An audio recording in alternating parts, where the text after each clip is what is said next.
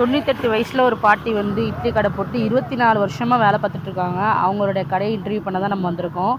ஆக்சுவலாக இந்த கடை எங்கே இருக்குது அப்படின்னா அண்ணா நகரில் வந்து 3வது தெருன்னு சொல்லுவாங்க, அந்த சைடுக்குள்ளே தான் இருக்குது. நிறையா பேர் பார்த்திங்கன்னா இந்த கடையை நீங்கள் நிறையா பேர் கேள்விப்பட்டிருப்பீங்க, படாதவங்களும் இருப்பீங்க. ஸோ அவங்களுக்கு தான் இந்த வீடியோ ரொம்ப சுவாரஸ்யமாக இருக்கும். பாட்டி காலையிலே புளியோதரை, இட்லி, பொங்கல் அந்த மாதிரிலாம் சேல் பண்ணுறாங்க.